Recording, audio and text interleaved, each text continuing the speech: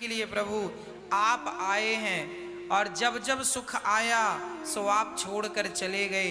ऐसे सुख का क्या करेंगे जिसमें आपका दर्शन ना हो। भला वो दुख है, कम से कम आपका दर्शन तो करा देता है। हे नाथ, किसी भी प्रकार से मैं आपसे दूर होना नहीं चाहती। अब आप समझ लीजिए। भगवान कृष्ण मुस्कुरा कर बोले, माँ मैं सब दे सकता हूं पर दुख नहीं दे सकता। कई बार आप लोग ये प्रश्न करते हैं, भगवान ने बड़ा दुख दिया, बड़ा दुख भगवान ने दुख दिया। अरे भगवान किसी के दुश्मन नहीं है, भगवान किसी को कोई दुख नहीं देते। फिर ये दुख क्या है? हमारे अपने कर्मों का फल हमें दुख के रूप में मिलता है। बुरे कर्म करते हैं उसका परिणाम दुख मिलता है, अच्छे कर्म करते हैं उसका परिणाम सुख मिलता है।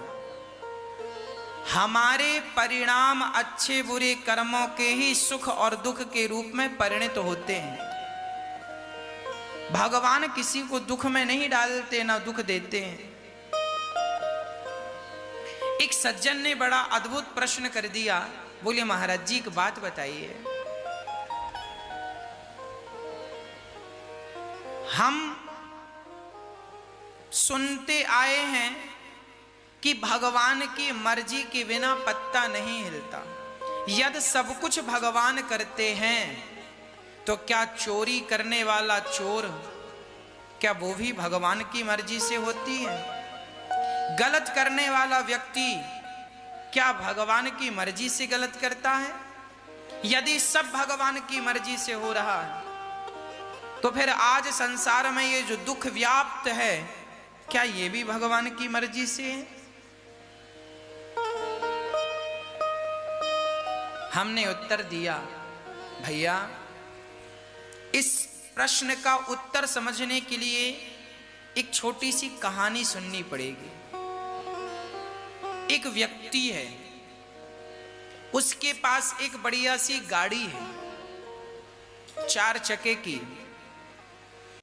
उसका एक ड्राइवर है। मालिक ने अपने ड्राइवर से कहा, जाओ गाड़ी लेकर रेलवे स्टेशन जाओ, वहां से हमारे यात्री आए हैं रिश्तेदार, उनको लेकर आओ। मालिक की इच्छा से गाड़ी चलती है। मालिक बोलता है गाड़ी रेलवे स्टेशन जाओ लेकर, तो ड्राइवर रेलवे स्टेशन जाता है। मालिक बोलता है गाड़ी लेकर एयरपोर्ट जाओ, तो एयरपोर्ट जाता है। मालिक बोलता है गाड़ी लेकर बाजार जाओ, फलाना सामान लेकर आओ। गाड़ी चलती है पर मालिक की मर्जी से। आज ड्राइवर गया रेलवे स्टेशन के लिए, रास्ते में उसका बैलेंस बिगड़ा और गाड़ी ले जाकर गहरी सी खाई में गिर गई, गड्ढे में गिर गई।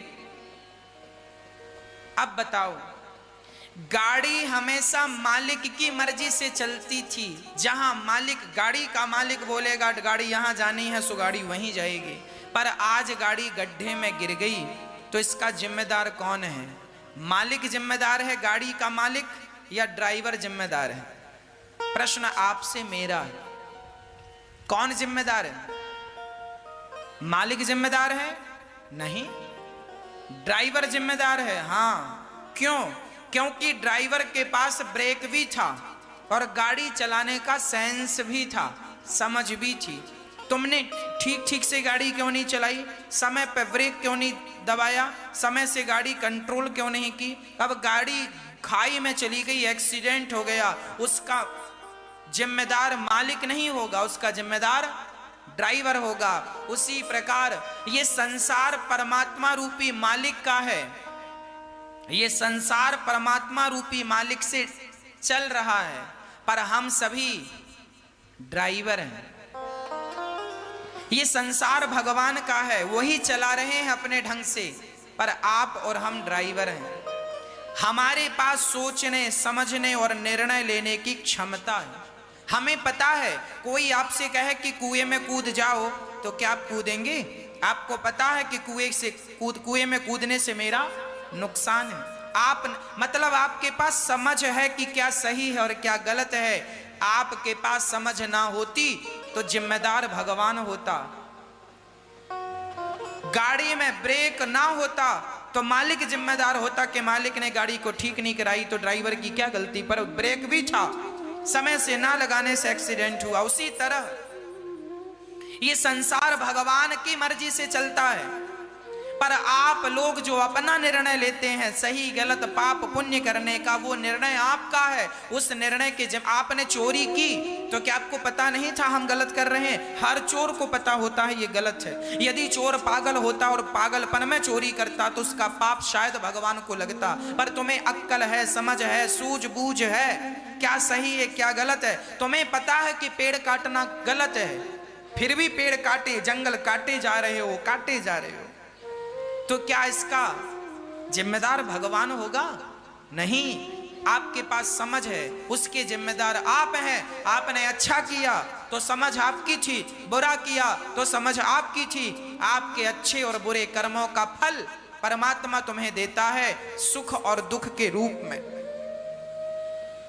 ईश्वर जिम्मेदार नहीं है। आज संसार में जो भी हाहाकार मचा हुआ है, आज जो भी त्रासदी मची हुई है, इसके जिम्मेदार ईश्वर नहीं है। अरे किसी के भी दुख के जिम्मेदार परमात्मा नहीं है और किसी के भी सुख के जिम्मेदार परमात्मा नहीं है। हर व्यक्ति अपने अच्छे कर्मों से अच्छा फल भोगता है, बुरे कर्मों से बुरा भोगता। अब प्रश्न ये खड़ा हो गया कि महाराज जी, जब कर्मों का ही फल भोगना है तो फिर भगवान की भक्ति क्यों करें? हम अच्छा करेंगे तो अच्छा मिलेगा, बुरा करेंगे बुरा मिलेगा। जब कर्मों का फल ही भोगना है तो फिर राम नाम क्यों जपें, भगवान की कथा क्यों सुने? भगवान का नाम जपने से क्या फायदा? तो सुनो, ये तो सच है कि हमारे अपने कर्मों का फल हमें मिलता है। इसके उत्तर के लिए भी एक छोटी सी कथा मैं आपको सुनाता हूं। एक गुरु जी के दो चेले थे। एक चेला सत्संग करता था, एक चेला वैश्या के घर जाकर उसका मुजरा देखता था। एक दिन मुजरा देखकर वो लौटा, वैश्या का नाच देखकर लौटा, तो वहां सोने की थैली मिल गई, सोने से भरी थी। वो बड़ा प्रसन्न हुआ और ये सत्संग करने वाला चेला सत्संग करके गुरु जी के पास जा रहा था कि इसके रास्ते में पांव में बड़ा सा कांटा चुभ गया, कील चुभ गई और पांव को फाड़ती हुई आर पार हो गई।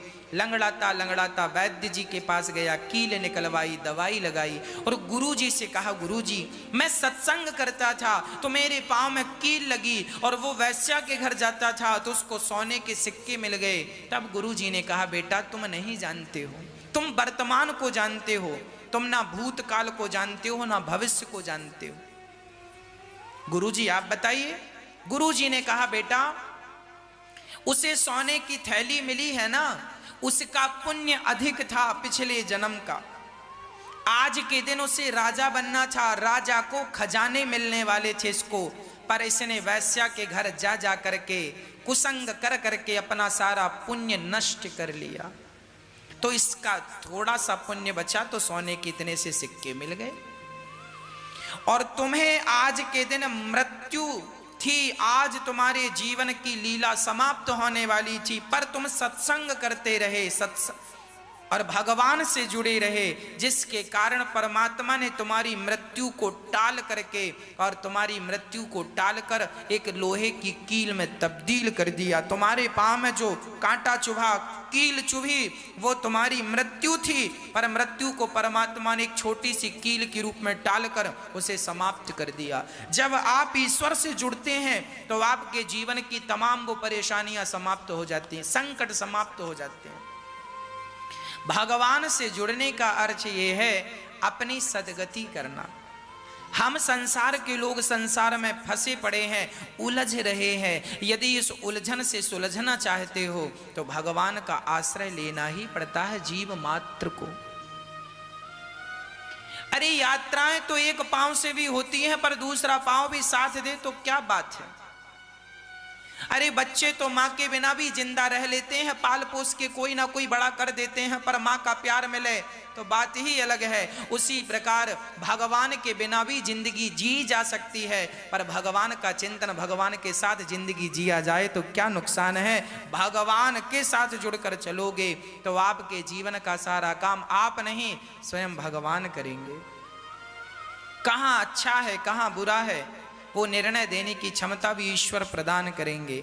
इसलिए भगवान की भक्ति इसलिए की जाती है कि जीवन में सदा भगवान हम सबकी रक्षा करते हैं। और भगवान 84 के चक्र से, भगवान के पास सबसे बड़ी चाबी है 84 के चक्र से बचाने की। नहीं हम जन्म पुनरपि जननम पुनरपि मरणम पुनरपि जननी जठरे शयनम भज गोविंदम गोविंदम भज मूढ़मते।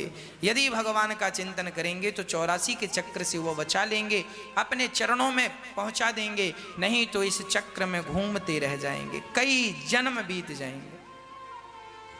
मां कुंती ने विपत्ति मांगी, प्रभु आपका स्मरण होता रहे, हे नाथ मैं आपको कभी भूलूं नहीं। उसके बाद पितामह भीष्म के पास भगवान गए और पितामह भीष्म ने भगवान को देखकर नेत्रों से आंसू छलकाए। वाह कन्हैया, मुझे विश्वास था तुम जरूर आओगे। और पितामह को देखकर भगवान हृदय से गदगद हो गए। पितामह भीष्म का दर्शन करते हैं और पितामह पांडवों को उपदेश करते हैं। भगवान के सुंदर सी झांकी का दर्शन पितामह करते हैं और कहते हैं, प्रभु मुझे याद है जब आपने मेरी प्रतिज्ञा रखने के लिए अपनी प्रतिज्ञा तोड़ी और चक्का रथ का पहिया लेकर मेरी तरफ दौड़े। आज भी वो झांकी हृदय में बसी है। भगवान की स्तुति की, सूर्य उत्तरायण हुई और पितामह की सदगति हुई।